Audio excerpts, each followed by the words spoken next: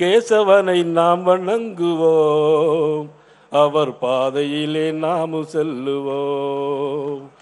கேசவனை நாம் வணங்குவோம், அவர் பாதையிலே நாம் செல்லுவோம்.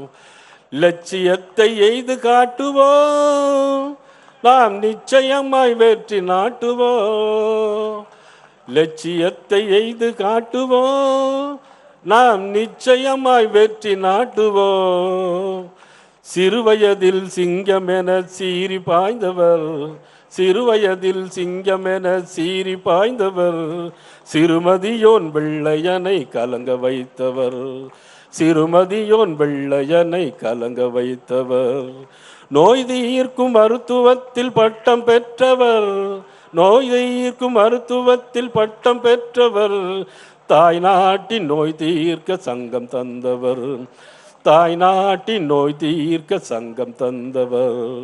கேசவனை நாம் வணங்குவோம், அந்த கேசவனை நாம் வணங்குவோம். எனக்கு உண்மையிலே பெரிய மகிழ்ச்சியாகவும் இந்த தருணத்தில் எனக்கு உண்மையிலே ரொம்ப சந்தோஷமாக இருக்கிறது. ஆக இந்த நேரத்தில் அண்ணன் பொன்னார் அவர்கள் சொன்னதை போல இன்றைக்கு நாட்டிலே நடைபெறுகிற ஒரு ஆட்சி என்பது மக்கள் விரோத ஆட்சியாக, மக்களால் ஏற்றுக்கொள்ள முடியாத ஆட்சியாக, ஊழல் மிகுந்த ஆட்சியாக, பெண்களை மதிக்காத ஆட்சியாக, பாலியல் வன்கொடுமையை நடத்துகின்ற ஆட்சியாக, மது போதைகளுக்கு அடிமையாகின்ற மக்களை அடிமையாக்கின்ற ஆட்சியாக இந்த ஆட்சி நடைபெற்று கொண்டிருக்கிறது. இந்த ஆட்சியை நாம் வெகு விரைவில் விரட்டி அடிக்க வேண்டும். அனைவரும் ஒன்றுபட்டு பாடுபட வேண்டும்.